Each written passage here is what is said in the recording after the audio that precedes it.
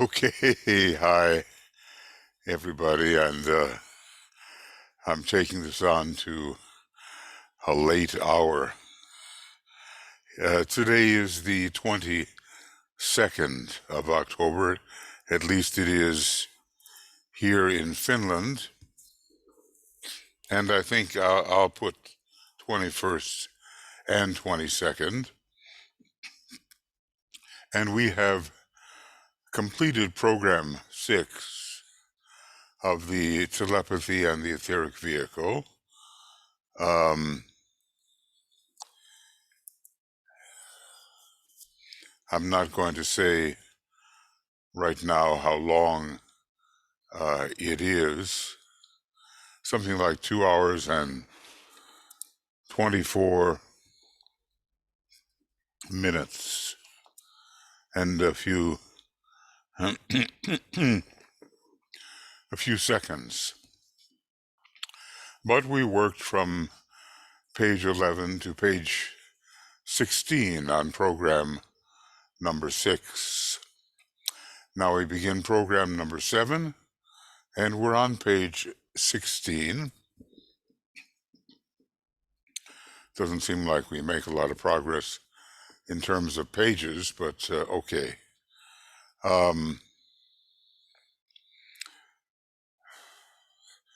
He's giving us, in our little segue, the simplest statement of the elementary mechanics of the process of telepathy. There is the initiating agent, the recipient of the flow from that initiating agent, and there is the medium through which it is intended to convey the transfer of thought, of idea, of wish, of imprint, and therefore of some form of knowledge. And I gather that it is ether of some kind. The ethers are not limited to the lowest ether on our normal cosmic etheric physical plane. They continue to rise and continue to be media through which this type of transmission can occur. So,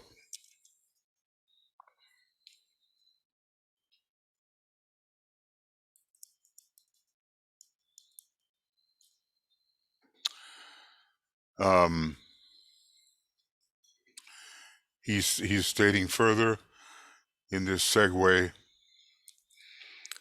that the various books that he's recommending that we keep near us and have accessible, such as the Bhagavad Gita, will have various interpretations dependent upon our point in evolution, the point of evolution of the reader or the seeker after truth. So he wants to focus on the Bhagavad Gita to some extent, saying that it still needs some sort of interpretation in terms of the communicator and the communication and the communicant. It still gives, demands elucidation. Well, a great and decisive step was taken on that field south of the present-day Delhi, where a great war was fought in Atlantean times. But the method is still the same. Arjuna, the warrior, which in a way is who we are, had to decide upon which side he would lay his strength. And Krishna was the communicator. And we don't know the methods. We can say that Arjuna was the communicant, Krishna the communicator, and what was the means by which this communication occurred. And the means, I think, were telepathic means. And here again, DK announces that he has conveyed a hint to us, which means we have to be alert regarding the possible significance of what is said. As I said earlier, sometimes we pick out the hint out of a mass of written material. And sometimes maybe the hint is so important that DK troubles himself to say, here is a hint, and we apply ourselves to it. So that finished program 6, and now program 7. We'll see how long this can go on. It's going to be the wee hours here before long, but that's how things are at the moment. So program 7. And now he goes into greater detail for program 7. No longer exactly the simplest formulation, but starting to dig into the 3 types of telepathy.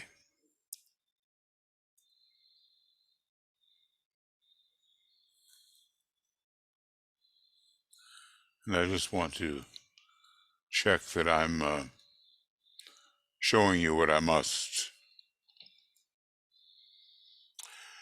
When I'm doing one of the other types of programs, there's always a helpful member of the communications team to advise me when I'm not showing the screen that I'm talking about. There are many different things to think about. But for these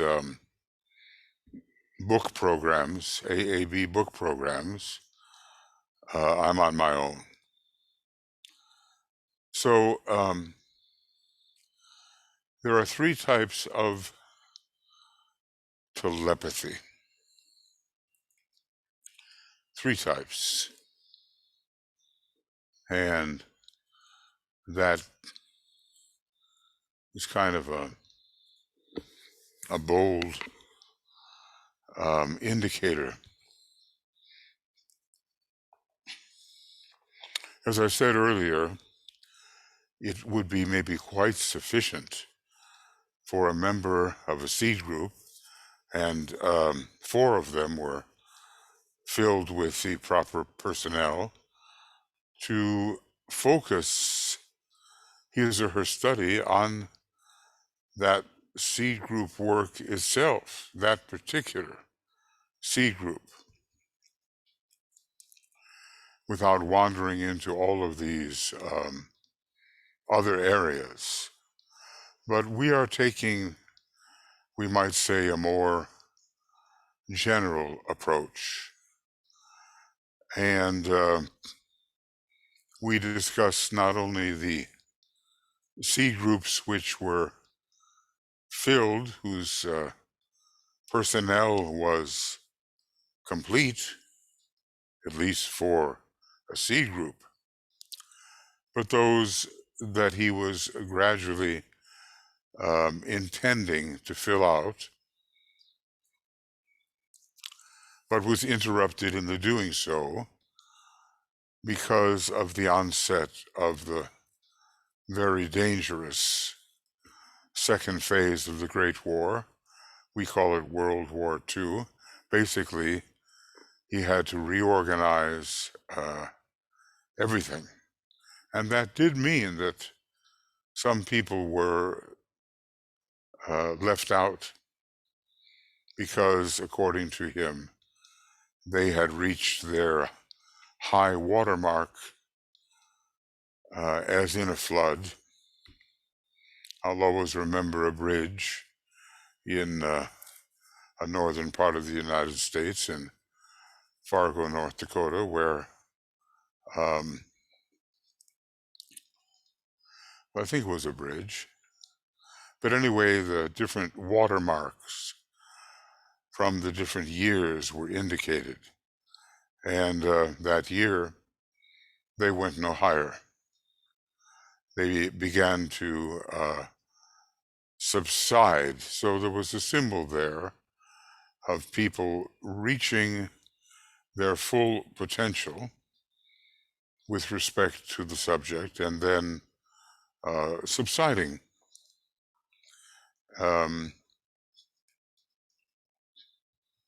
No longer able to increase their apprehension. So now the details. Now, it's difficult enough, may I say, that when DK gives simply the outlines of the different groups, and when he gets into the details, well, it's anyone's guess. This is a 9-page section. Of course, I'm not going to finish that tonight.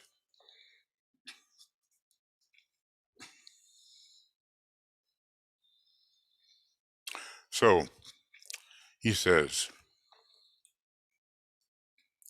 let us now discuss in some detail the 3 types of telepathy enumerated above: instinctual telepathy, and may I say, it happens, but the person is not aware, really, that it is happening, and it's certainly not happening with because of a deliberate direction of energy on the part of the person.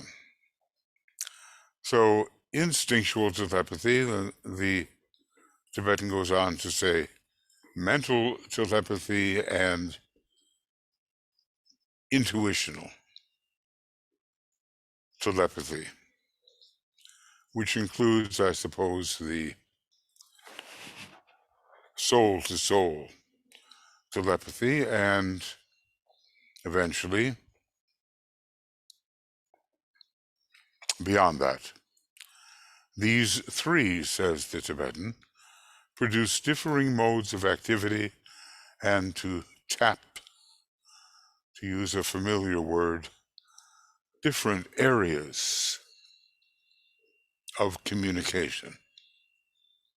Okay.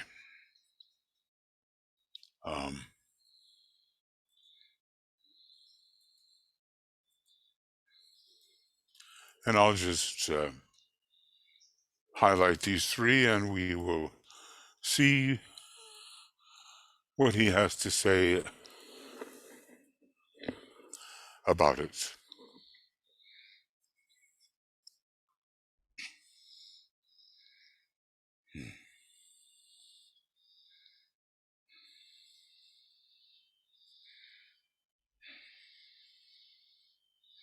Now, I suppose it is possible to be participating in all three types simultaneously.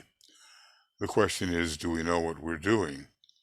Do we know of what nature the telepathy may be and where it comes from?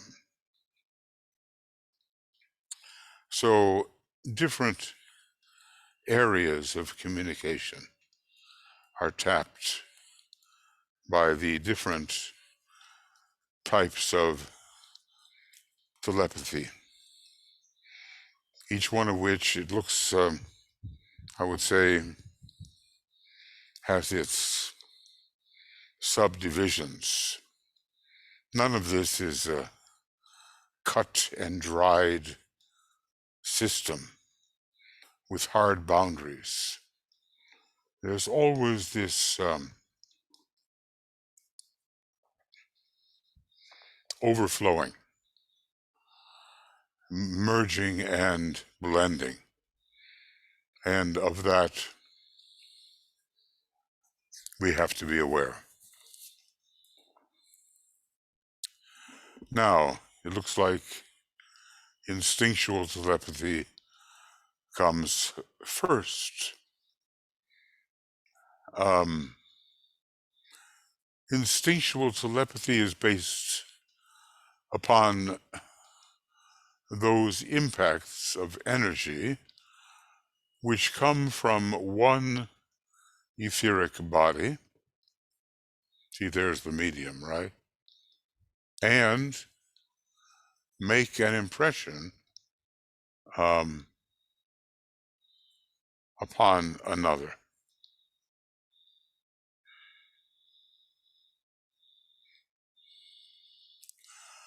The medium of communication is, as we have seen, the etheric body of all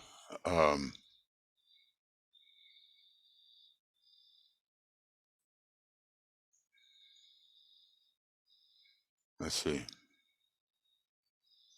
the etheric substance of all bodies, I'm sorry, which is necessarily one with the etheric substance of the planet. So definitely, the ethers are a means of communication. Definitely.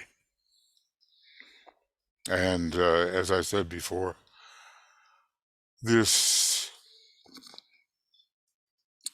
ethericity, if I can call it that, extends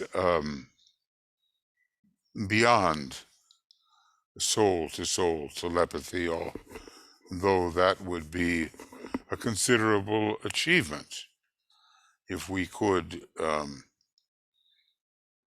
learn to recognize it and utilize it. Okay.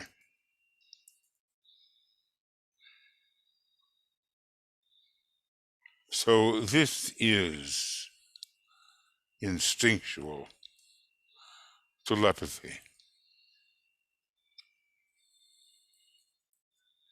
And it's based upon those energy impacts that come from one etheric body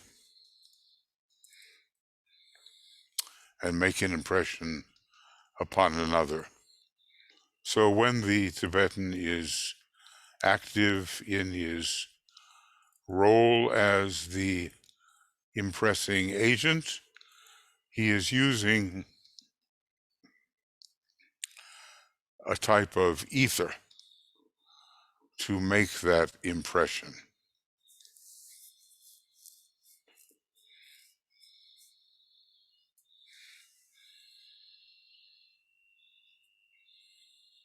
And I think that's one of the main ideas which we have to keep in mind. The medium of transmission, the medium of impression, is some aspect of a very extensive etheric vehicle of the planet. Now, one of those etheric vehicles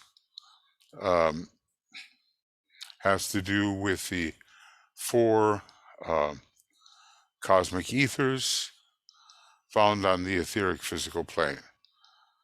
Buddhic, atmic, monadic, logoic. But ethericity does not stop there. And you might ask, how is Master Decay receiving impression from his master, who is Master Kutumi, and in a still deeper sense, the Christ? A deeper form of ethericity based on intuitional telepathy is in progress or in process. And the same for that high being, let's say the Christ, that the Tibetan regards as his master. From Sanat Kumara must come an impression. Otherwise, the Christ would not be praying to his Father who art in heaven. But he does set up a line of rapport through that modality of prayer, and then what Sanat Kumara has in mind is etherically impressed upon the Christ. And we could go further, mentioning a kind of unnamed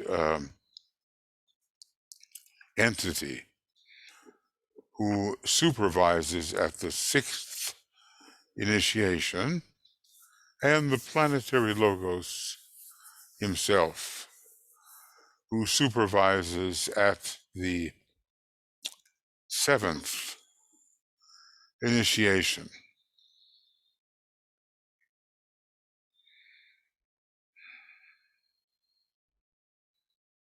Just as long as the idea of a descending order of ethericity is held in mind. And this descent is used in such a way as we may not have contemplated.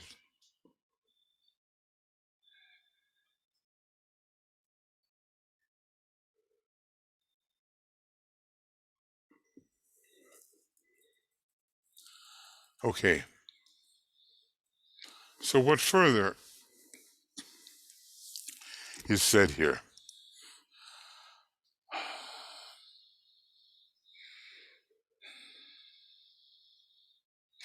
The area around the solar plexus, though you notice he's being careful in how he describes that it is around the solar plexus, and, well, let's see, though not in direct relation to that center as it exists in an instrument differentiated from all other instruments or centers, is sensitive to the impact of etheric energy.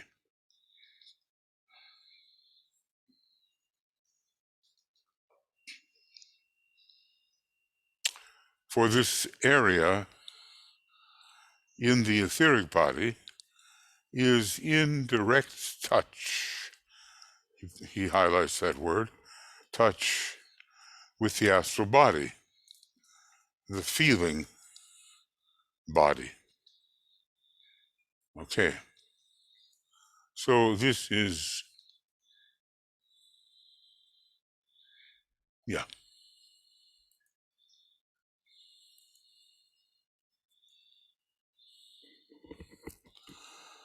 The area around the solar plexus, though not in direct relation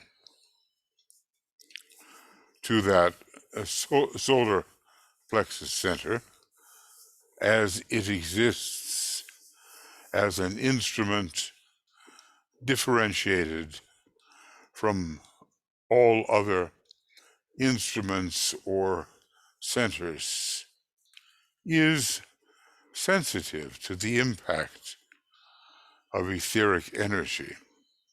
I think, if I may say, we are getting the idea of how important these centers are, and the ether is, especially the ether as a medium of communication between centers and areas of influence within the body.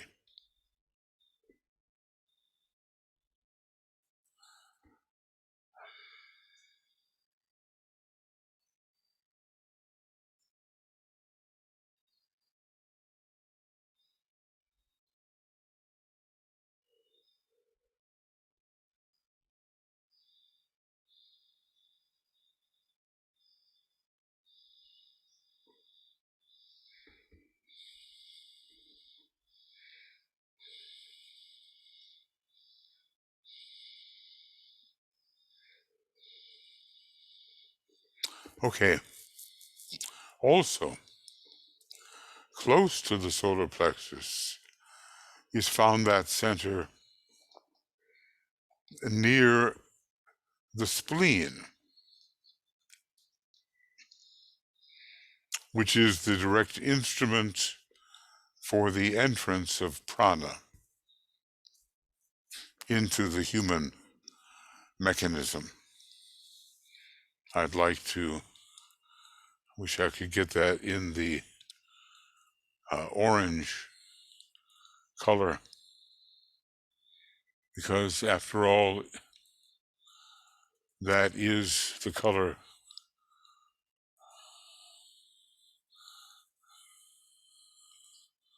well, here's one.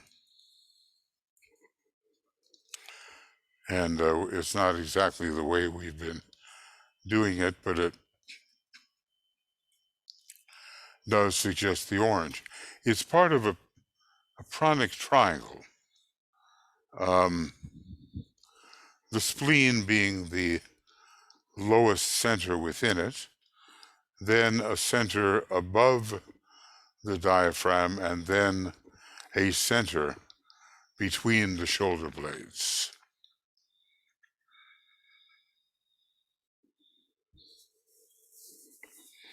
But at this time,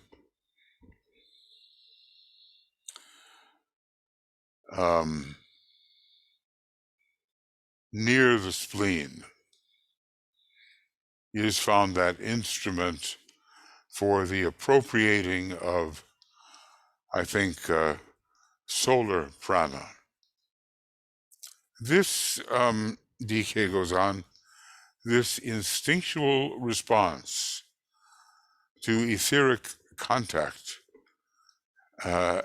was the mode of communication in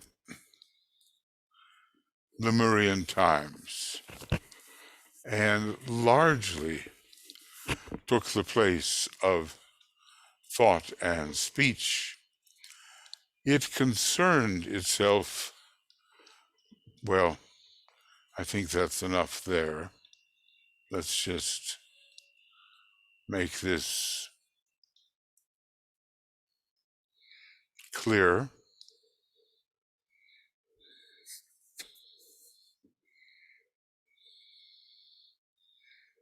Maybe the green of vitality on the outer level. Green is also meaning other and higher things. But we do notice that the solar plexus center does have in it an admixture of green. So rose and green seem to be the two colors of this particular center. Lemurian times were vital times. The vitality of the individual was the main target for initiation, and not so much mentality per se, although there were advanced souls from the previous major solar system. And then to say that this instinctual response to etheric contact was the mode of communication and took largely the place of thought and speech, that is a powerful statement and tells us something about, well,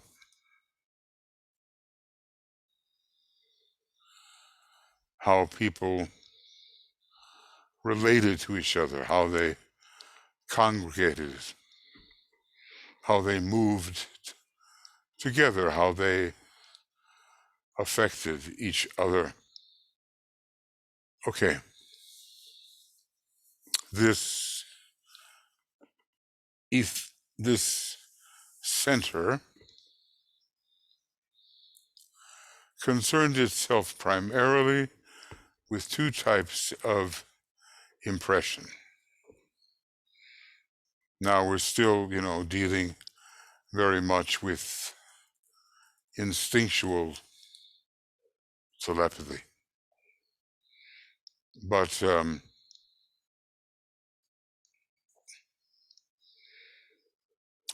this instinctual telepathy was focused upon and concerned itself with two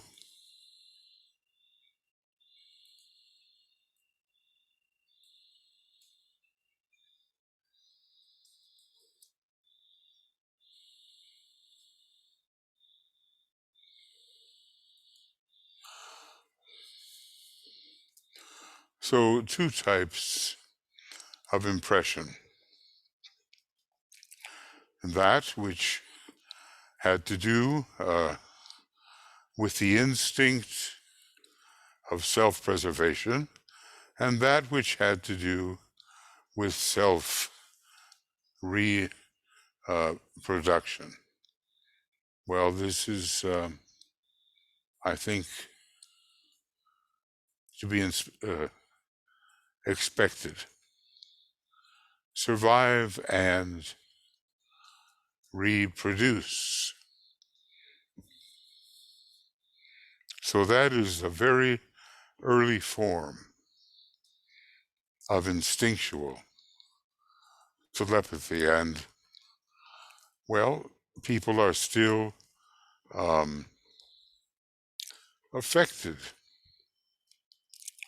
by those two motives even today. You know, self-preservation, looking out for number one, as it is said, self-reproduction, the whole sexual dynamics between personalities.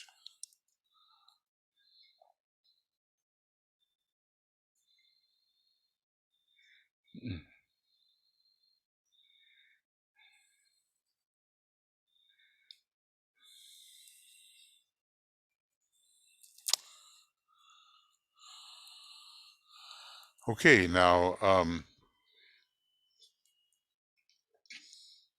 there are other and higher forms of this fairly uncontrolled instinctual telepathy. A higher form, says the Tibetan, a higher form of this instinctual telepathy has been preserved for us in the expression we so frequently use, quote, I have a feeling that, and then we go on. And allied phrases. These are more definitely astral in their implications and work through astral substance using the solar plexus area. Notice he doesn't just say the center, but the area itself, using the solar plexus area as a sensitive plate for impact and impression. So we begin with a strictly etheric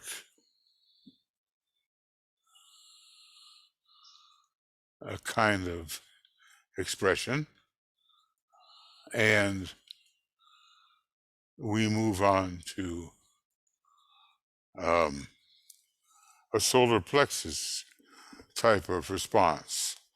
The first one is very etheric, a self-preservation. We're in danger. Let's get out of here. And a self-reproductive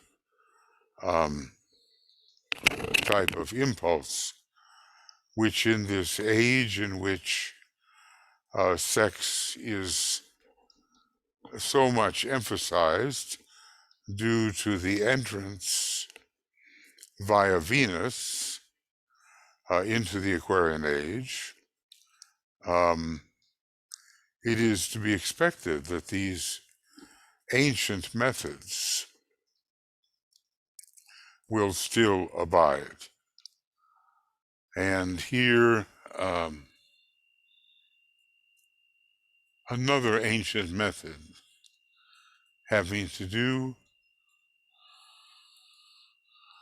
with the feeling, if I can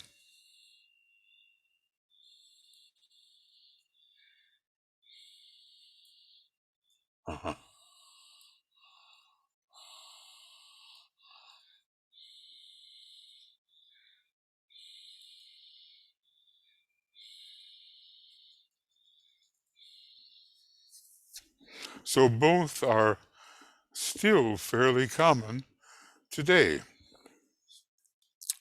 It's not just that we encounter something in ages long gone and never revisit it, the different cycles that we pass through may reactivate what was the norm in previous times.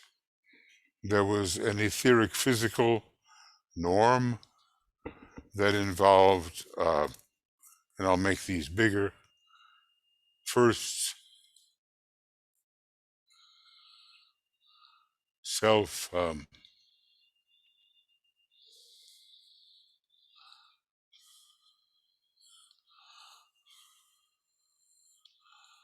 self-preservation, still very much on the mind of so many, and the self they wish to preserve is the personal self. And then this almost rampant relationship to self reproduction. Although the sexual interchange can be somewhat divorced from the original purpose of self reproduction. Just look around you and see how people are guarding their personality against what they consider to be annihilation, and how they are engaging in that practice which would normally produce self-reproduction. But of course, there's so much abortion passing. It's a very complicated issue. It's talked about in terms of reproductive rights, but so often the sexual interchange is not for the purpose of self-reproduction. It's even considered an interference to the pleasure principle, which seems to be operative. Then, of course, I have a feeling. What is that? I have a feeling. All of this is part of the very glamorous setup and allied phrases.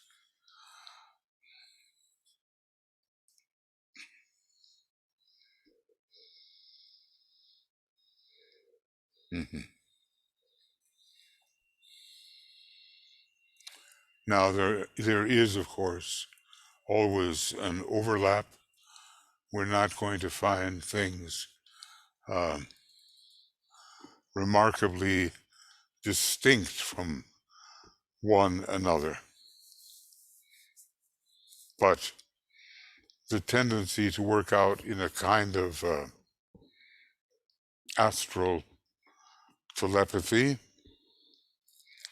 using the astral body and the centers within it and so forth, that is well established and will be increasingly established as the implications of the mass of humanity entering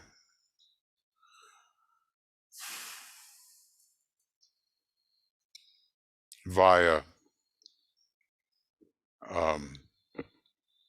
Venus in its more sexual impact will make this common. Now, what else? Let's see what the Tibetan has to say.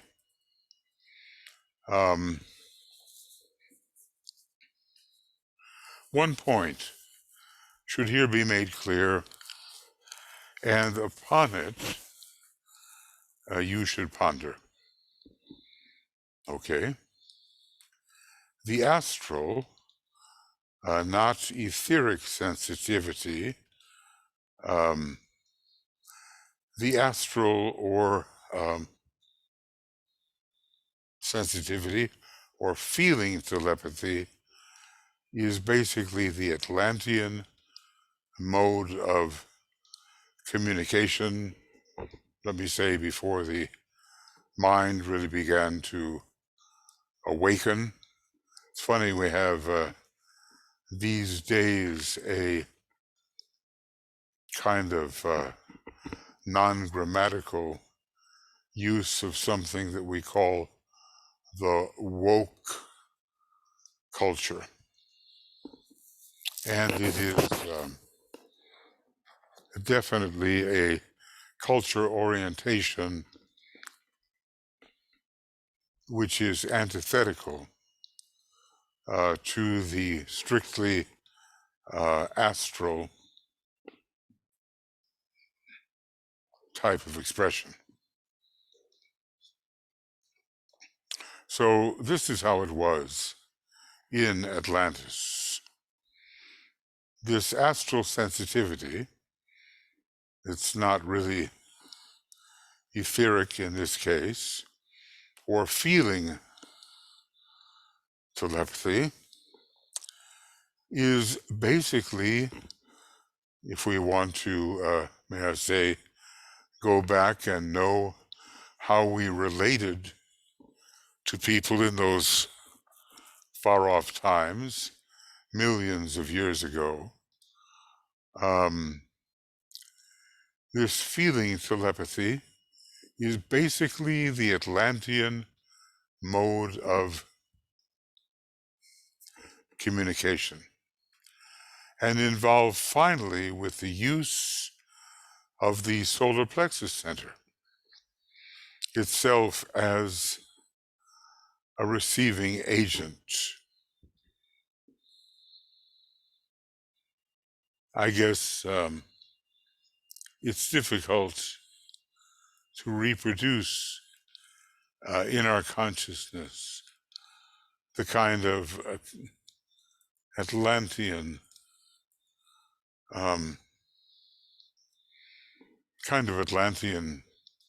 consciousness which was so common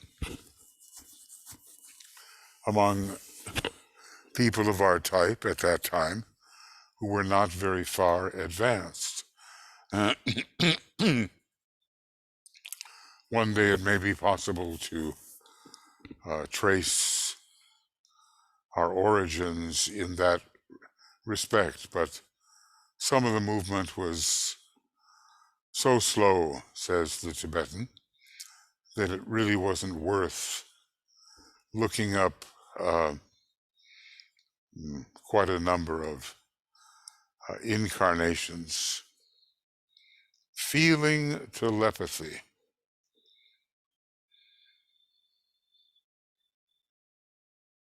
Maybe I get the feeling, and we all get the feeling.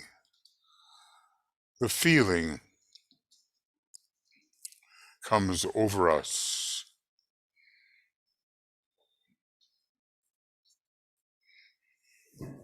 Excuse me.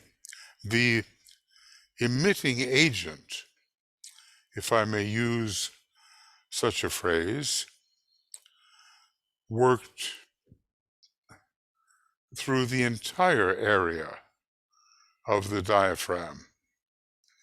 It was as though there appeared, through emergence, a gathering of forces or outgoing waves of energy in that part of the human vehicle, the relatively wide area from which the information was sent out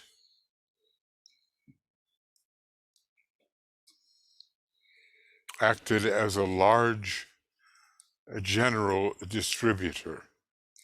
The area which received impression was more localized, involving only the solar plexus.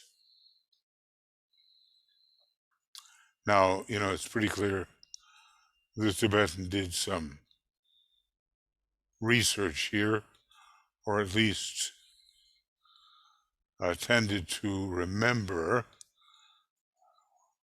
or to read the record of the process in those days. At that time, he was probably a quite advanced, for the time, moonchain type.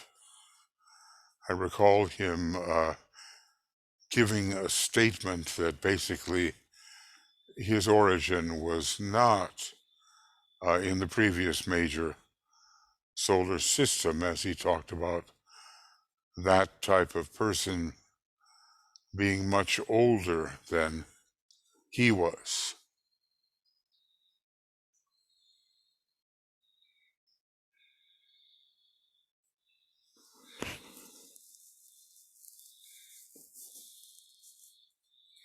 Now you kind of wonder, don't you, why the area around the solar plexus has to be the recipient, a relatively wide area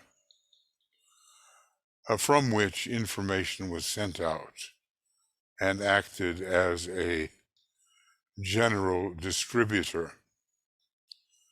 But the true impression was more localized and involved only the solar plexus center. Now, basically, we're going to be looking at a chart. Let's see if I can.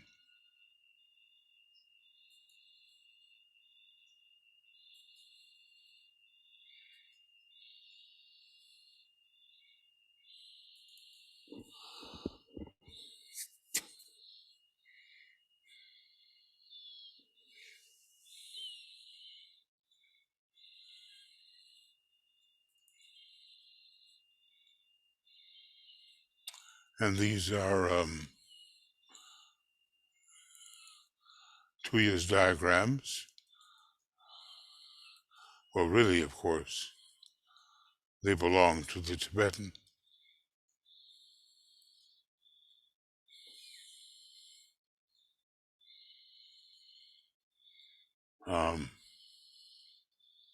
Let's see.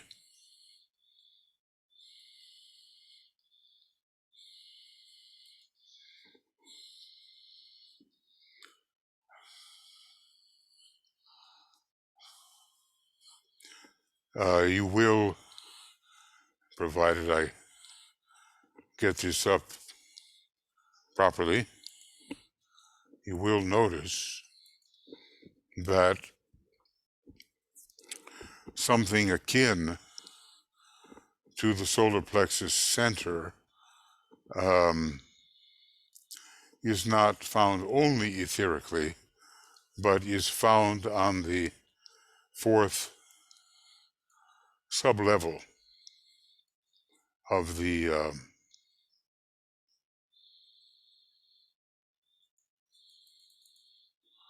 astral plane. And here it is.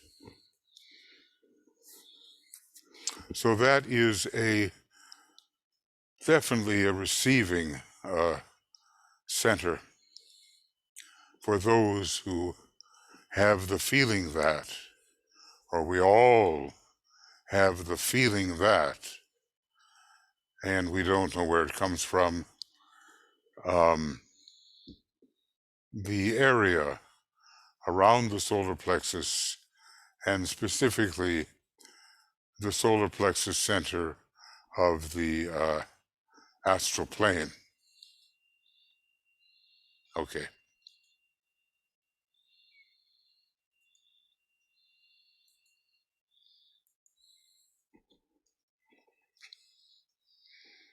So it's a relatively wide area from which the information was sent out,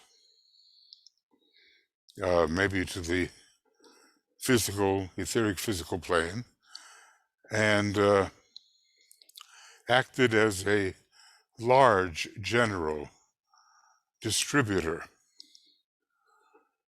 But the area which received impression um, was more localized, involving the solar plexus. There is there not, friends, a degree of complexity in all this?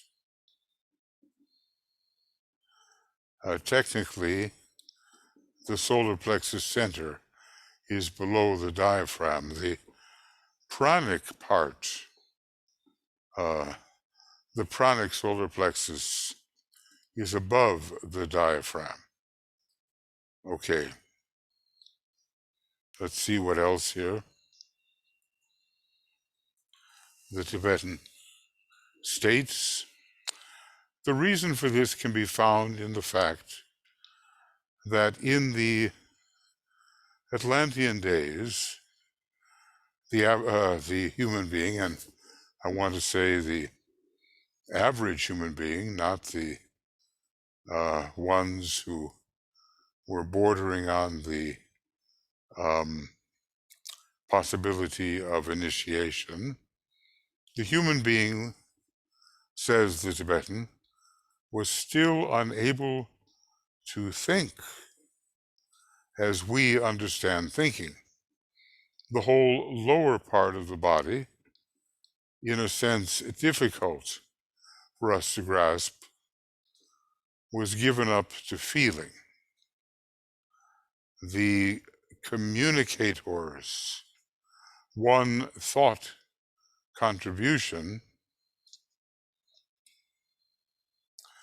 was the name of the recipient plus the name or noun form of that which was the idea to be conveyed.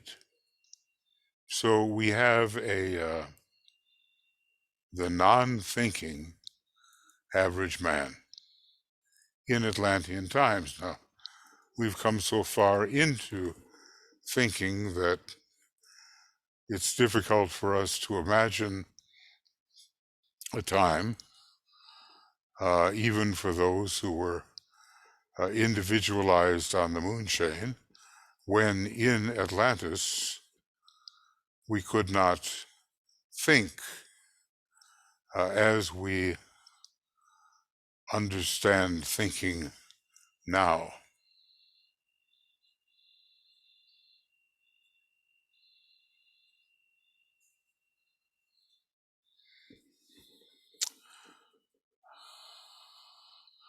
So there is a localization eventually involving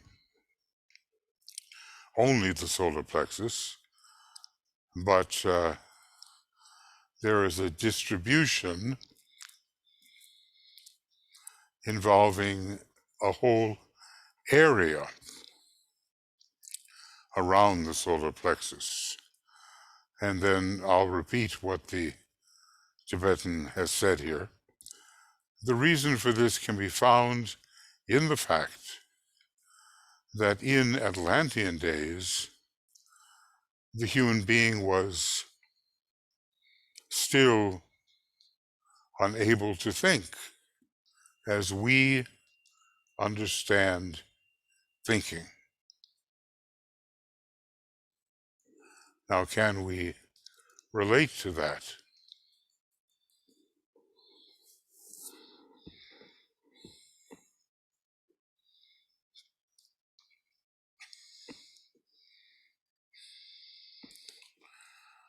So much progress has been made into the Aryan consciousness that the habitual approach of the Atlantean consciousness seems far off and remote. So the whole lower part of the body, the whole lower part, in a sense, difficult for us to grasp, was given up to feeling, a kind of touch, which is devoid of critical analytical thought.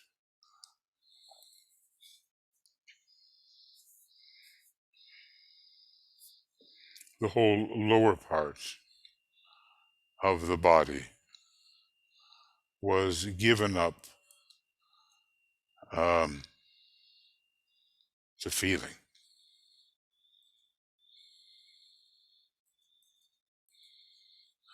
And the, going on with the Tibetan here, the communicator's one thought contribution was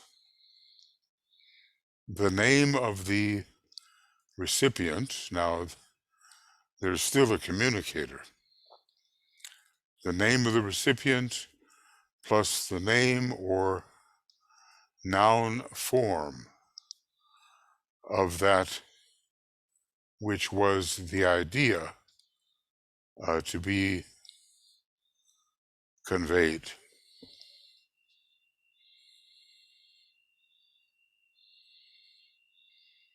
So you kind of wonder whether the average communicator also is in this fairly thoughtless stage.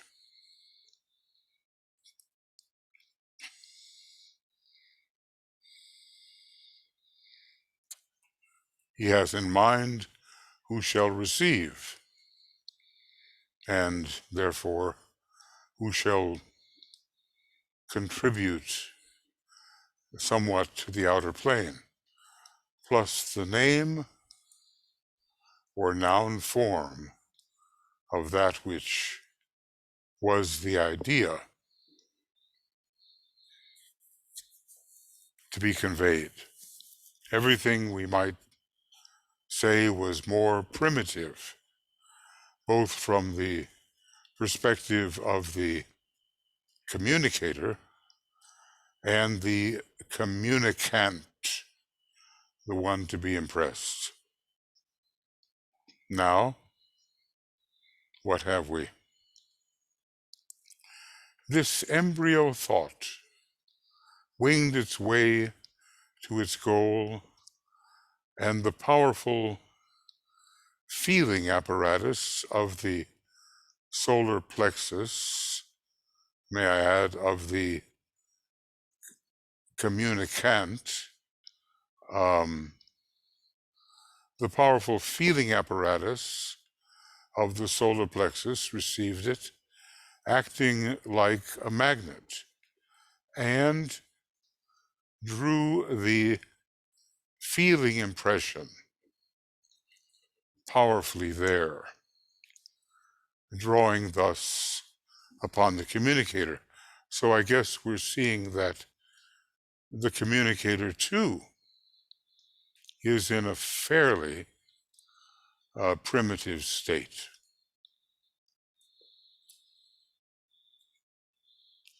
At least as we would today consider that which is advanced and that which is primitive.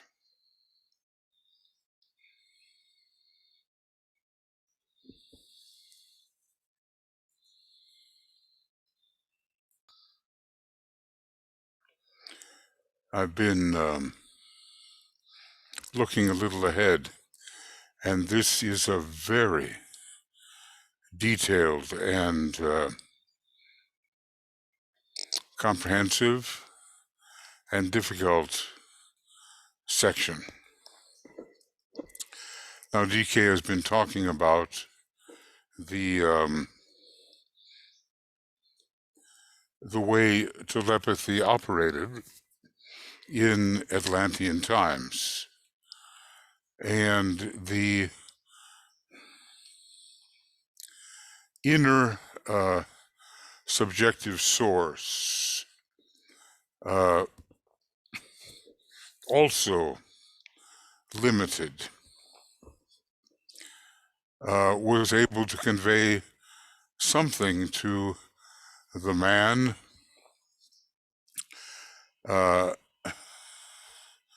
something to the man who could then either communicate it to the outer plane, or there would be the boomerang effect that we have talked about, because the man was still unable to think as we understand thinking. And so I'm just going to emphasize that. Difficult, I think, for us to imagine. The whole lower part of the body, in a sense, difficult for us to, what does he say, to grasp, was given up to feeling. Now, we're talking about the communicator's task, and the communicator, too, was somewhat limited. The communicator's one thought contribution was the name of the recipient, and maybe that would be called out to establish rapport, plus the name or noun form of that which was to be conveyed.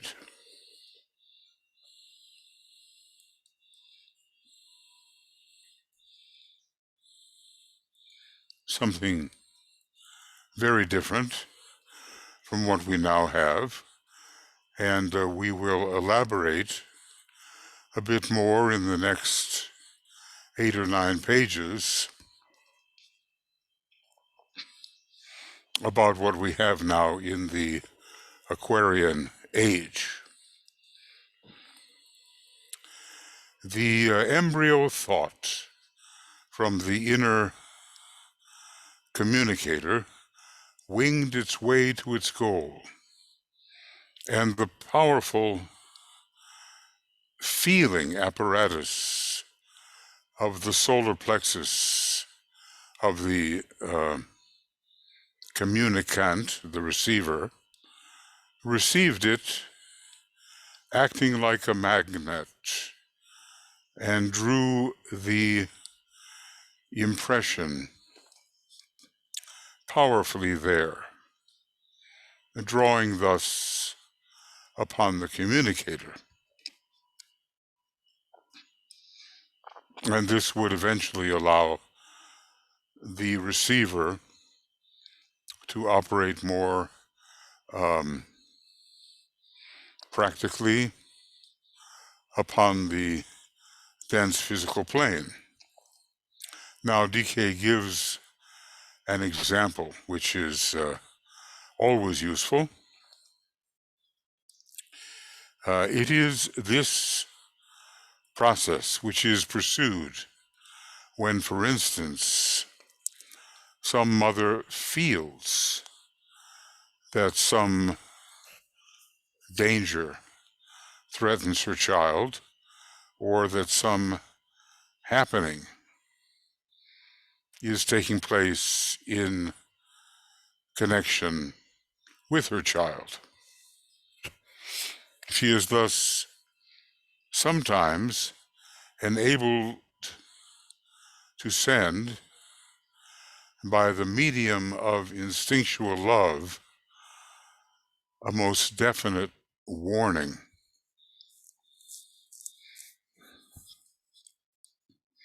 Well, and that warning will take place within the receiving apparatus of the child. The solar plexus, says the Tibetan, is involved where the recipient is concerned, and the area around the diaphragm is involved where the communicator is concerned. Now, I think that's probably an important statement.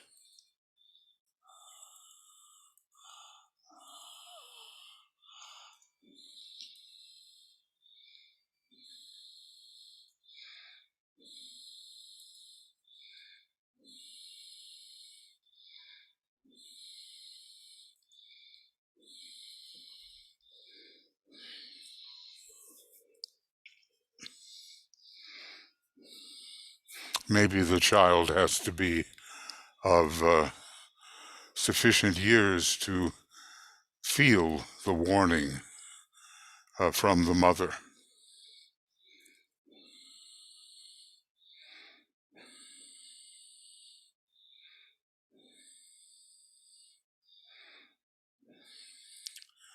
So at first, the inner subjective communicator is communicating to the recipient, and the recipient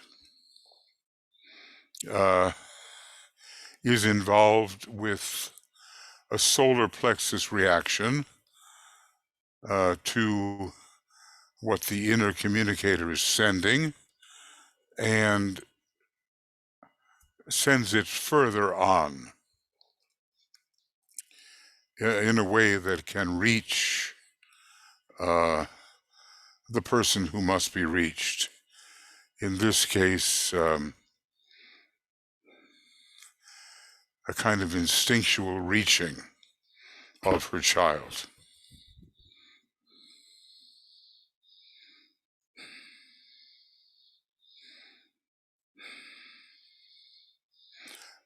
But all of this is in the realm of instinctual telepathy. And it is not yet truly mental telepathy. In fact, the child could not be reached if, well, really a child, could not be reached by mental telepathy.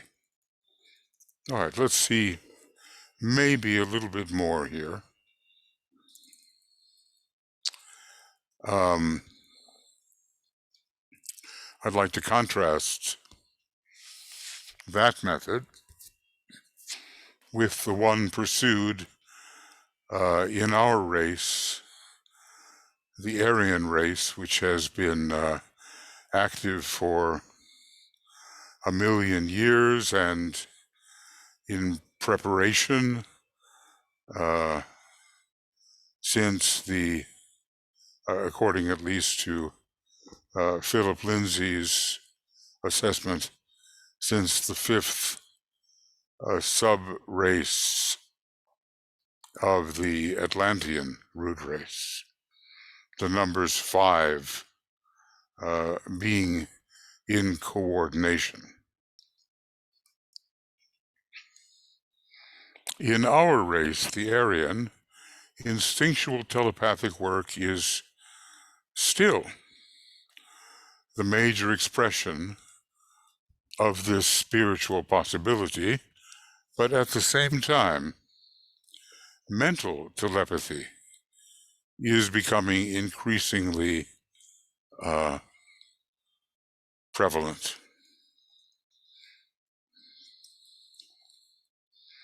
So none of these developments happen overnight, and they're is an overlapping all the time.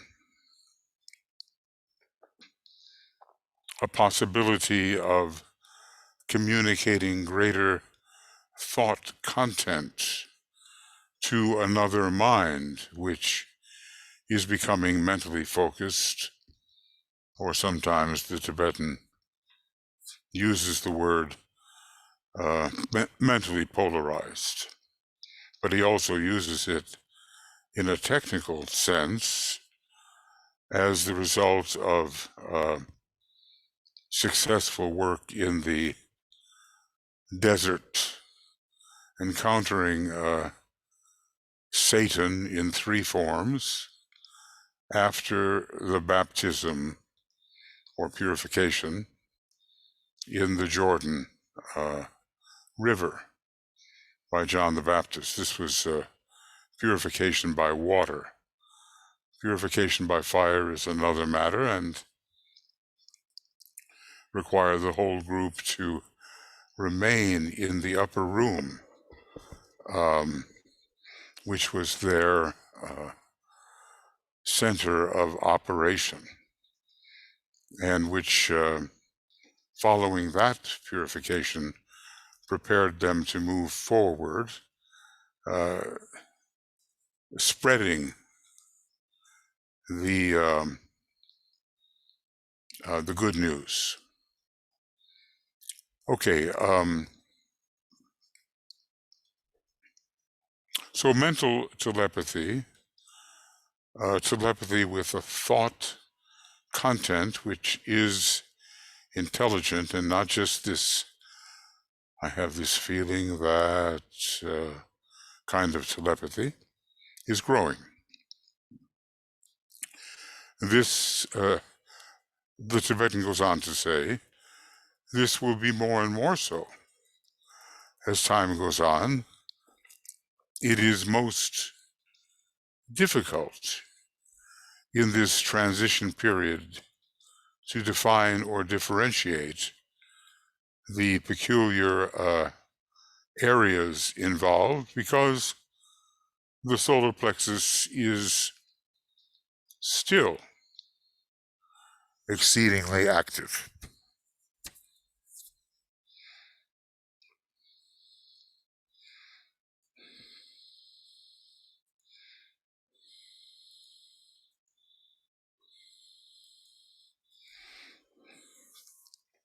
So we definitely live in a transitional phase. And I wonder if we thought about ourselves,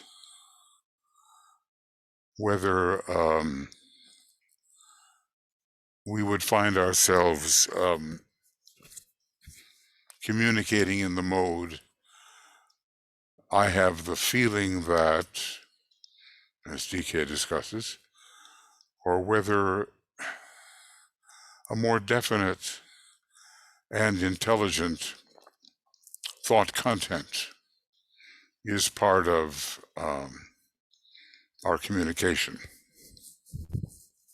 So let's see what DK says is the case today.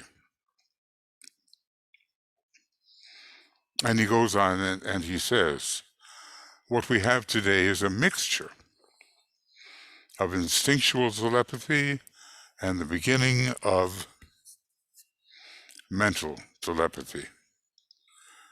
This manifests, however, very seldom, and then only in the educated classes. And let's say there are so many classes which are not yet to be numbered among the educated classes. With the masses, instinctual telepathy is still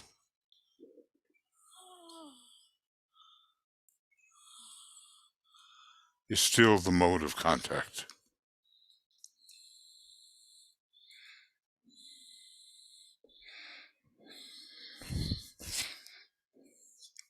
Well, I'll still put it in the yellow, because we are talking about the growth of mental telepathy. But we're seeing that right now in the divisions existing in the various countries as millions of people embrace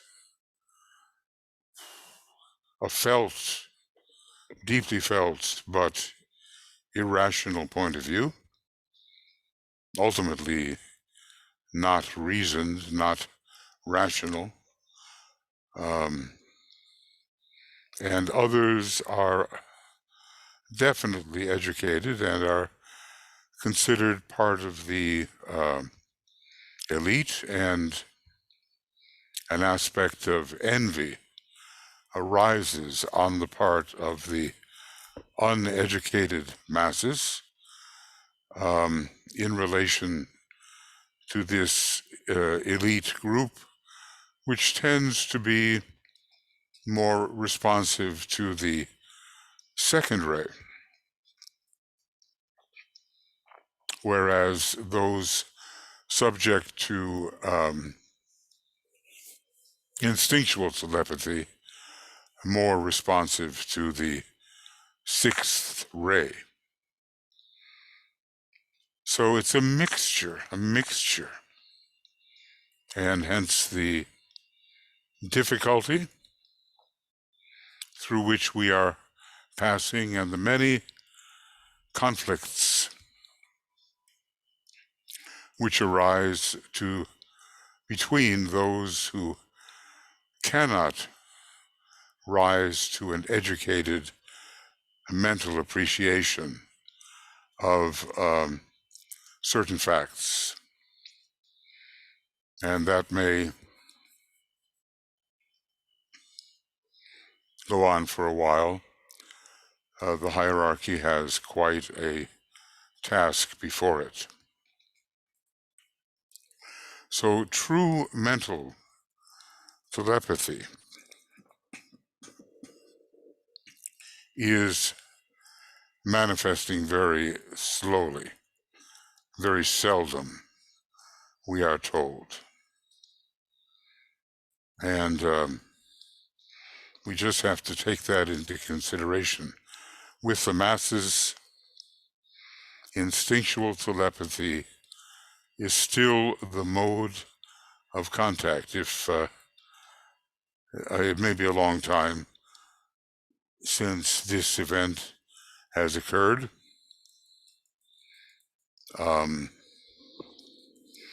but we did have in the United States at least, an attempted insurrection and overthrow of the norms of government on January the 6th in the year 2021.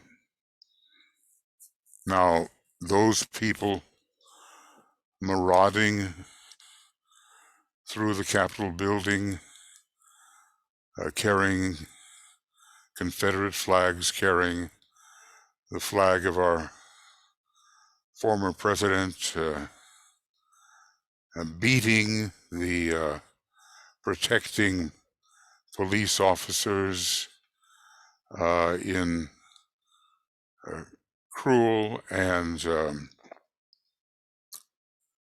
thoughtless ways, aroused by passion. They were led together by instinctual telepathy and not by any true thoughtfulness, except a kind of conspiratorial illusion, which only exacerbated their passions. Now, that's not just a United States phenomenon. By the time you read this, it may be soon or later, we will see what kind of effect this division has had between the personality of humanity and the angel of the presence of humanity. That's really finally the great battleground. It's no wonder the Tibetan wants us to carry the Bhagavad Gita. There are those who are in the position where, like Arjuna, they have to make up their mind on which side they will fight. And they may not be all that equipped to determine the proper decision. But it is our task and the task of other educators to make their movement from the combative, instinctual Martian red into a more purple state as it moves towards the indigo blue of the second ray.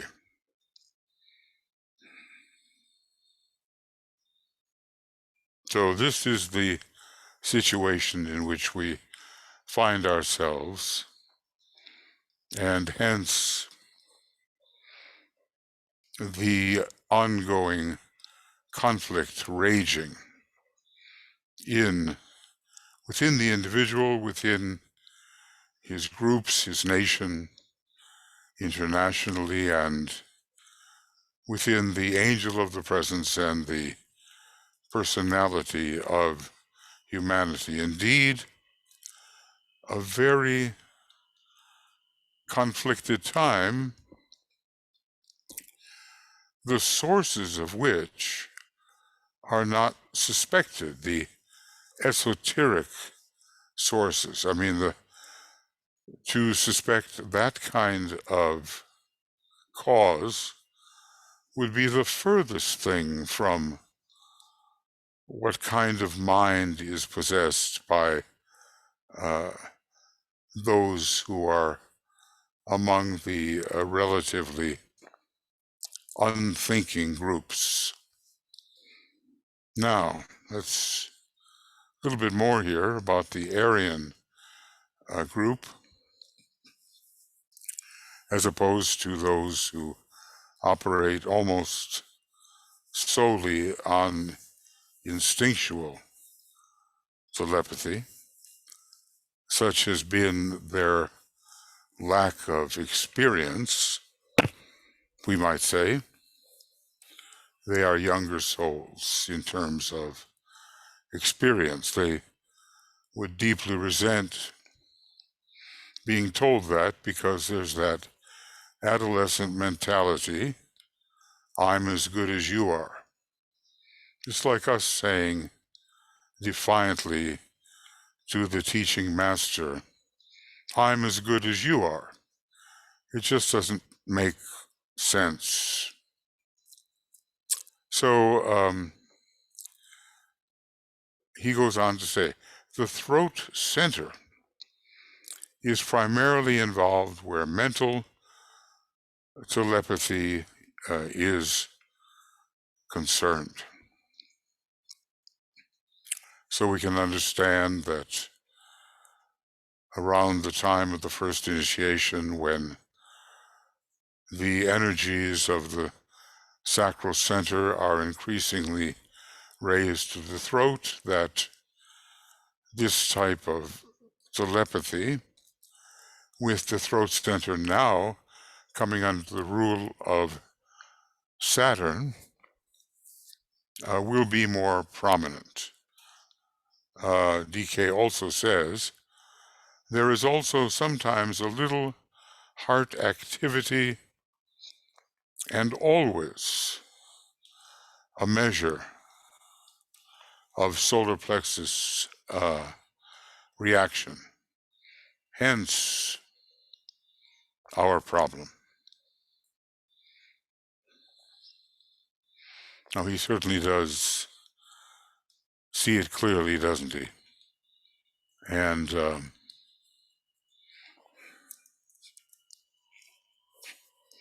we don't yet see this. And people like ourselves, with, I think, quite a bit of incarnational experience, still don't really see and understand.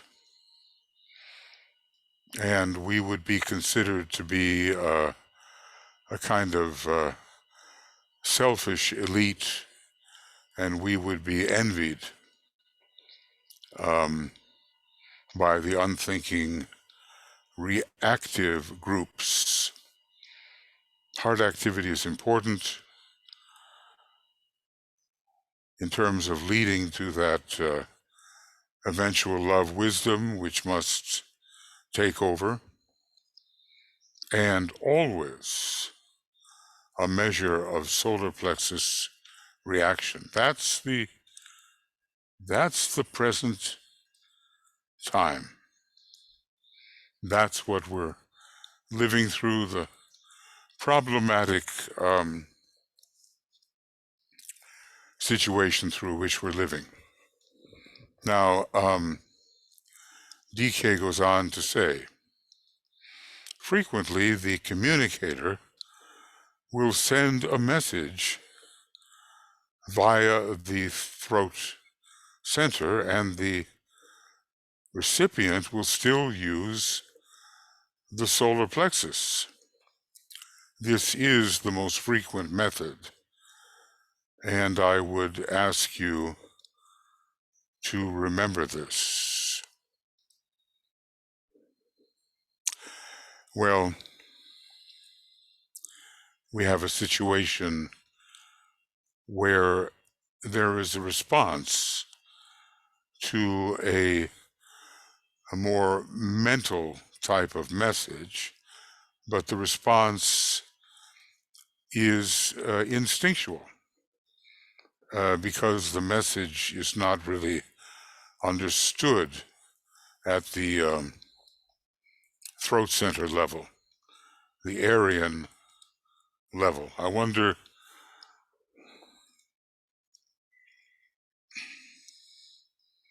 if we can understand anything of that.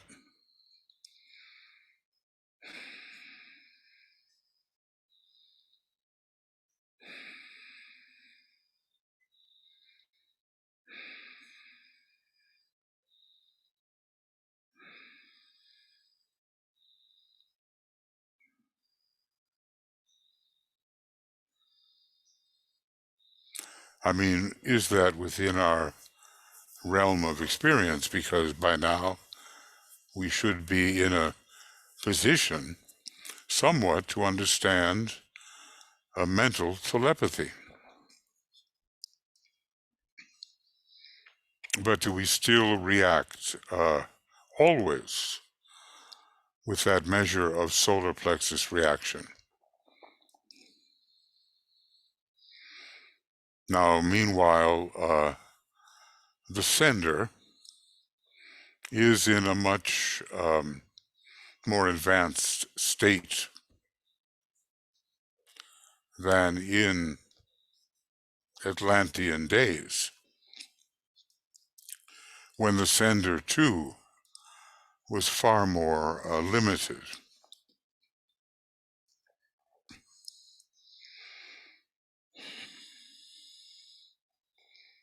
So we have to ask ourselves, when upon receiving a thought that we can imagine is of relatively high origin, when upon such reception we react to it emotionally.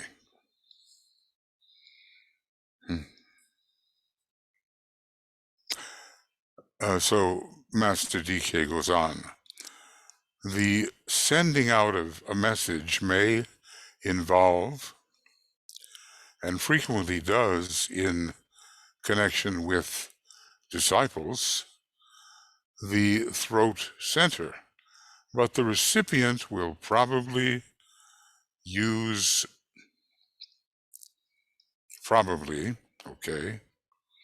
chances are, will probably use the solar plexus center.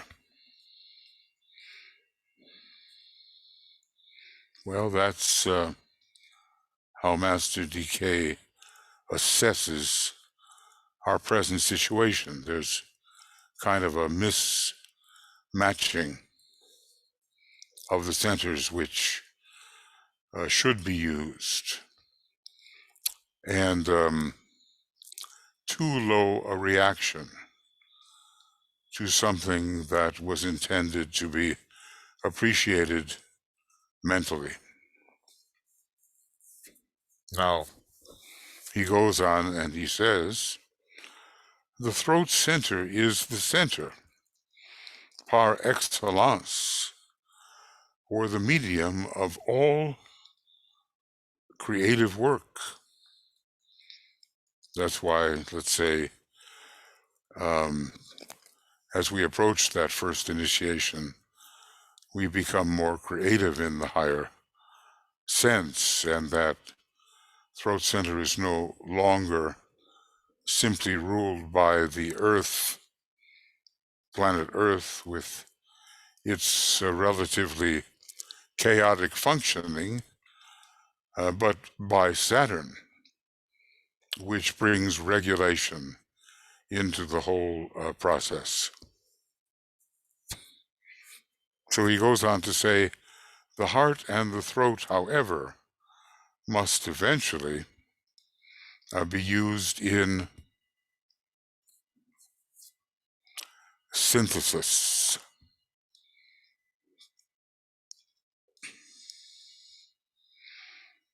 Well, in the heart is the life. The spirit finds its place within the heart.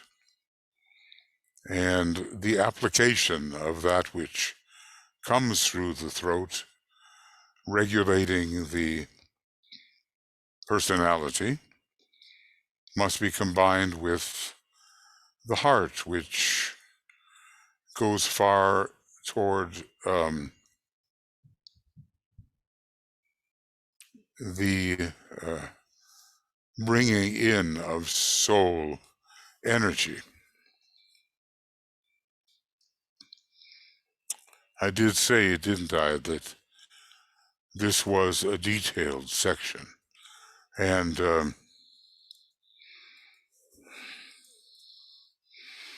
we would be well advised to be able to study it exclusively for a long period of time. So basically what I'm doing here is just trying to set up the conditions for your future pondering with regard to these necessary fusions.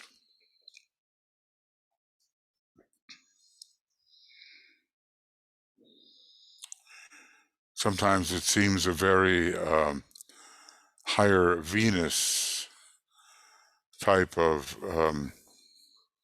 process where heart and throat are united. Venus has so much of the manas, and on a still higher level, so much of the heart energy, being the home of the planetary locus of the sixth ray, and also deeply connected with the second ray in terms of its most advanced monadic nature. So we need to blend these together. And we can pause and ask us whether the union of heart and mind is progressing within our consciousness. Now, DK is reviewing here a tiny bit, and that's always helpful. I stated the reason for this earlier in the words, quote, only from the heart center can stream in reality those lines of energy which link and bind together. Well, we don't want to remain in a fragmented condition. So let's emphasize that once again, realizing that even the very intelligent types can still have a fragmented condition within their personality unless the heart center can enter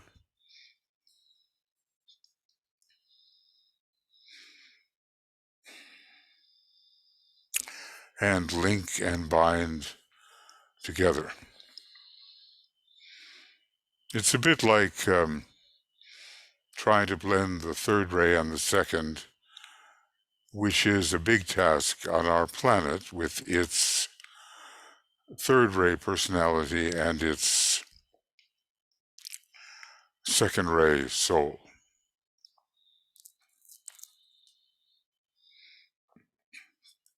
Now, there's more. I can only go so far here because it's just, I think I have to stop at the point of looking at intuitional telepathy because it's a whole different thing. It was for this reason that I have assigned certain meditations which stimulated the heart center into action. Now, meditation number 1 and 2 in Discipleship in the New Age, Volume 2, did that. And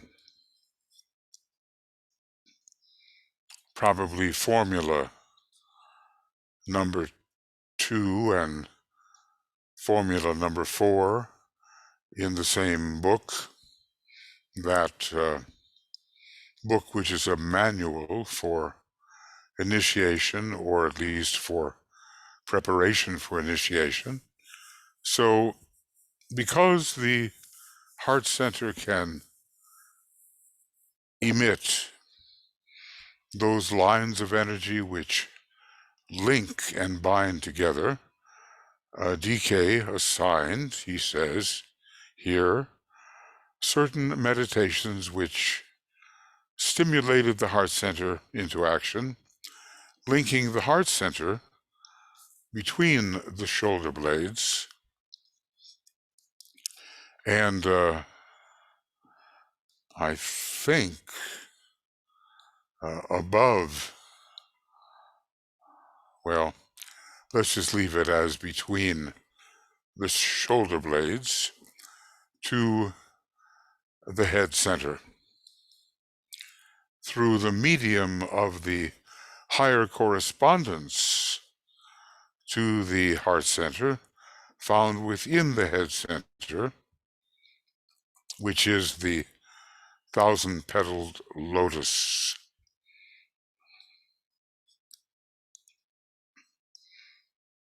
So, we can look and see, and I'll carry this on in the same color,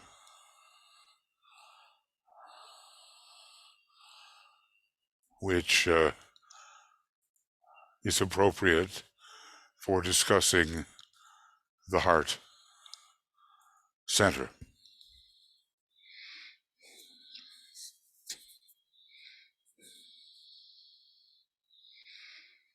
So there are meditations we will remember which link heart and head, those particular petals within the highest head center, which correspond to different and lower centers. There is a petal within the egoic lotus, or rather within the highest head center, which corresponds to our normal heart center.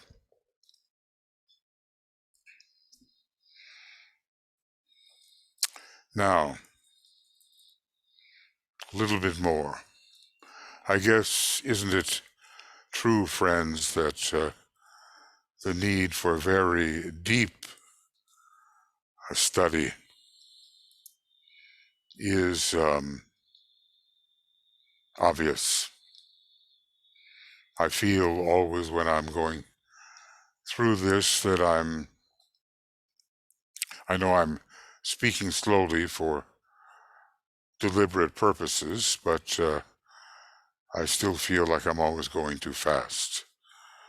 This heart center, when adequately radiatory and magnetic, relates the disciples to each other and to all the world. Well, that's what we want, isn't it? It will also produce that telepathic interplay, which is so much to be desired, and which is so constructively useful to the spiritual hierarchy. In other words, our telepathic interplay is constructively useful to the spiritual hierarchy, provided it is established within a group of pledged disciples dedicated to the service of humanity. They then can be trusted, and well, that pledge of your discipleship, I think, seems to come following the first initiation, when you are an accepting disciple, a pledged disciple, and finally an accepted disciple. Well, all of this is pretty much in the indigo, I think, is the correct way to do this. We can go to page 9 of, gosh, I'm really hoping, yeah, I think we're good. I want to go to the Alice Bailey book and I want to go to Discipleship in the New Age, and I want to go to page 19. Whoop. I think I pressed the wrong one. There we go.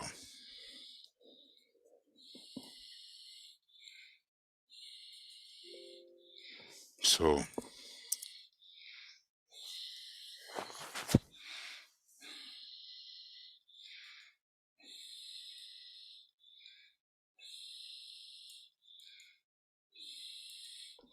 I think I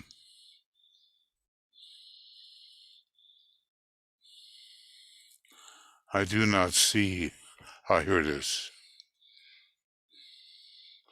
And he's just telling us when he referred to that earlier. Okay.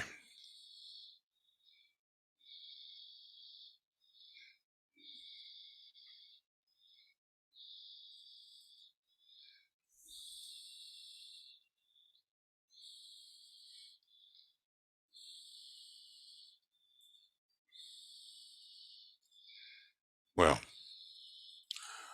I think, friends, that will have to be enough for tonight. I'm always left with the wish that I could do better and that I could make things clearer. Of course, you have the advantage of hearing the Master's words. Now, you might just want to listen to a book, and Lucis Trust has that. It started out, being for the blind, but soon it became for anyone. So you have that if that's what you want. But what I attempt to do is to add some cross-references. Now, sometimes they are useful, and sometimes they may even be mistaken. Who is the communicator? What is his status in Atlantis? What is his status in Aryan times when he can think? Who is the recipient who in Atlantean times cannot think and in Aryan times can begin to think? What can the recipient do? Sometimes there's a boomerang effect because for various reasons, such as intense desire and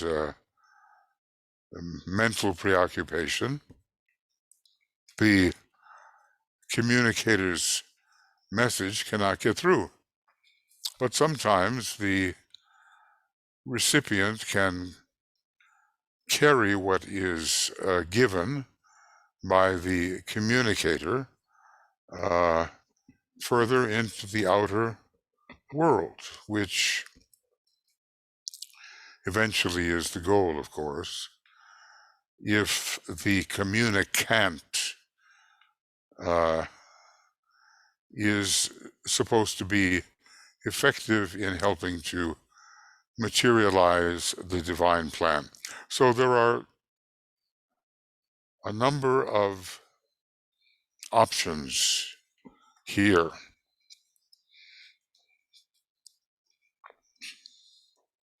More options than we might think are available. And in the midst of all of this temporary, transitional confusion, we stand.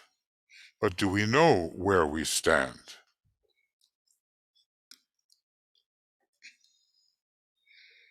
Are we receiving, as we shall discuss in our next installment here, the Master's words, the Master's higher thoughts, or not? Are we receiving something of a mental impress from some higher point of tension that we can react to mentally, or in all probability react to emotionally? Do we do that or not?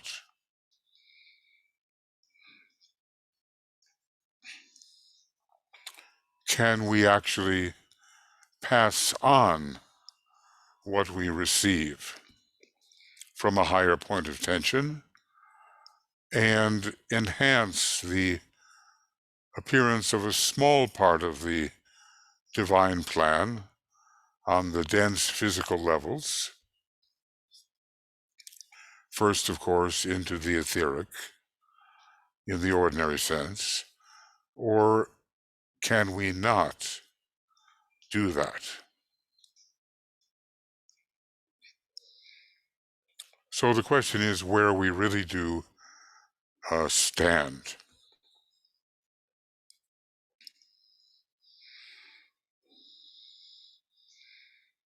In what process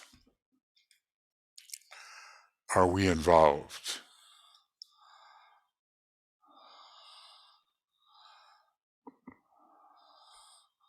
I know it's terribly easy even for a disciple to respond emotionally when emotion is sent in his or her direction.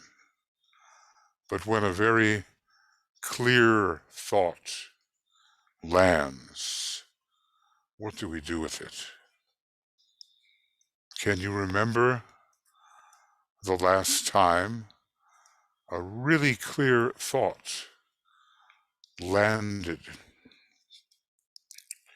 in your consciousness, in your mental consciousness, let's say, and you suspected that it originated from a higher source? It doesn't necessarily have to have been the master, but there are higher sources. That will require some pondering.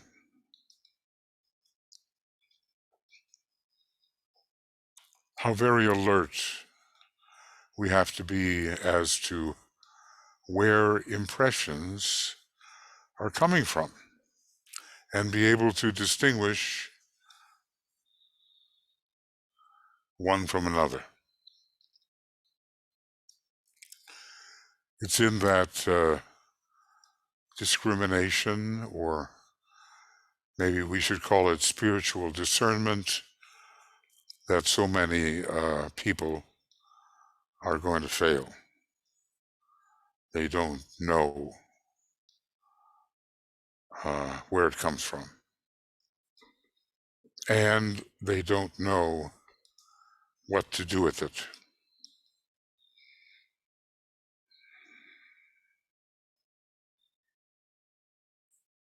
Can they think it through in their mind and develop a rational point of view with regard to what has arrived? And since the mind does so much to control the etheric body, and the etheric body does so much to condition the dense physical body, can they operate in that way from the mind, where the lower etheric and eventually the outer form are affected? These are really big questions.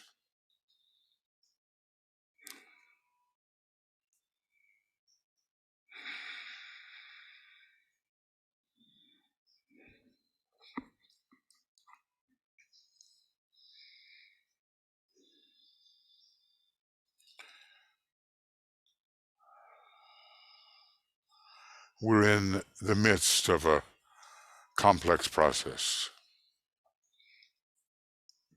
and it is necessary to know, more or less, how we are engaging with that process. How are we engaging with that process?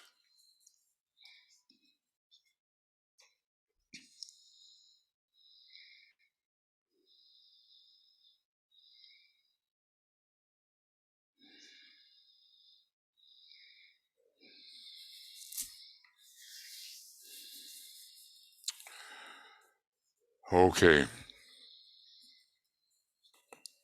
so we're basically well,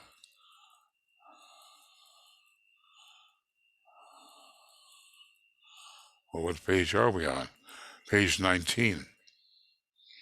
And I think Maybe in this program we didn't cover a lot of ground, but I think we went from the beginning of 16 to the beginning of 19. And we can put that up.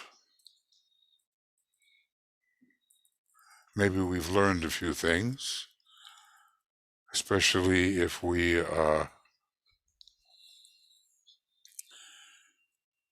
take seriously and methodically what the Tibetan has said. Now, this is, we're going to get into a very interesting subject the next time.